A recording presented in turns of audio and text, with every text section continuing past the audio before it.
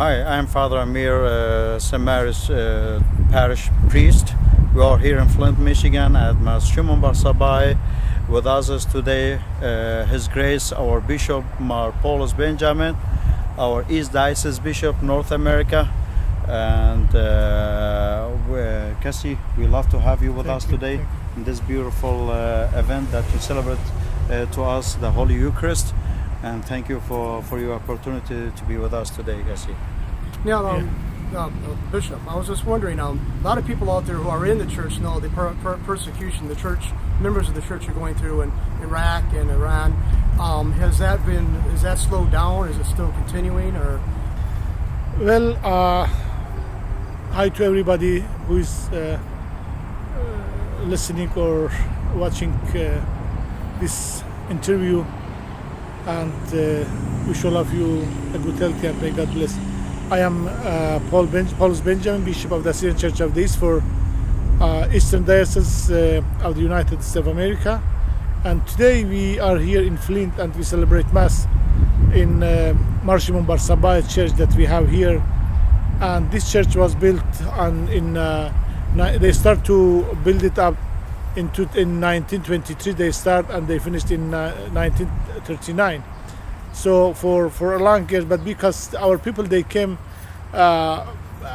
before First World War, during and after, so that they were persecuted by Ottoman in southern Turkey, in Hakkari region, and also in some villages around the Urmia Lake. So they came here and they start to working here, and they had this wonderful church. They had a wonderful community. But unfortunately, during the time, because they immigrated from here, so now we have here a very small community. But however, today I had chance to come here and to celebrate the sacred, Holy Urbana or Holy Eucharist here, and to give thanks to God.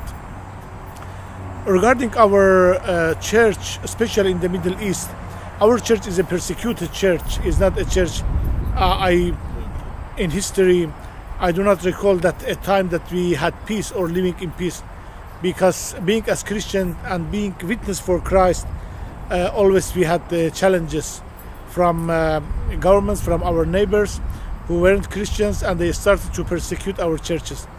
Our church is called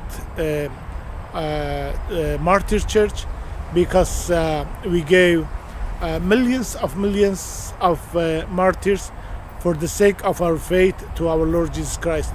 So we lost everything, especially during attack of ISIS in Mosul and Nineveh plain.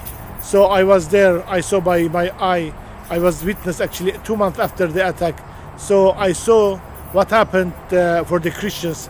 They were displaced, they were pushed to leave the country, and so for me, as a human being, as a man, not as a bishop, not as a Christian, just as a human being. So I saw something that was horrible, because I met Christians, persecuted Christians, displaced Christians, and that was for us a genocide happened in 21st century. We lost our businesses, our houses, our cities, our towns, our wealthies, whatever we had. So they got everything from us. But one thing that I saw, our people, that they are truly strong, that no one can take our faith in our Lord Jesus Christ. And we believe and we are ready to sacrifice whatever we have just to show that we are loving Jesus Christ. We believe in Him, and we know the message of God, the preaching of gospel is not easy, whether here or other places. There are challenges, there are problems, but Jesus taught us that you will go as a sheep among the the wolves. So he never promised us to have power, to have authority, to have government. He promised us to be persecuted, but we are happy for that persecution, because we recall and we remember the agony of our Lord Jesus Christ on cross for our salvation. So we are doing the same way, just for the glory of the name of our Lord Jesus Christ. Christians, unfortunately, they were neglected. No one care about them. We were waiting from Western countries, from countries that they are talking about the human rights, about the freedom, but no one came in aid of Christian in the Middle East, and they left them. And was sad to hear when they were saying, "Oh, this is collateral damage." So why they did? Why the Christian out in the Middle East, peaceful people, loyal people for their government, loyal people for their country, they have to be as collateral damage? I hope the Western countries, especially this blessed country, United States of America, they will think, or they will take in consideration again about the circumstances that Christians are living in the Middle East. I hope, first of all, that God will help, as He helped always, and also I hope that the Western countries, people that they are for human rights, they will come and to help. Do not forget, I always remember when America, United States, sent their soldiers to help France and Italy and other countries to free them from the German and Nazis government.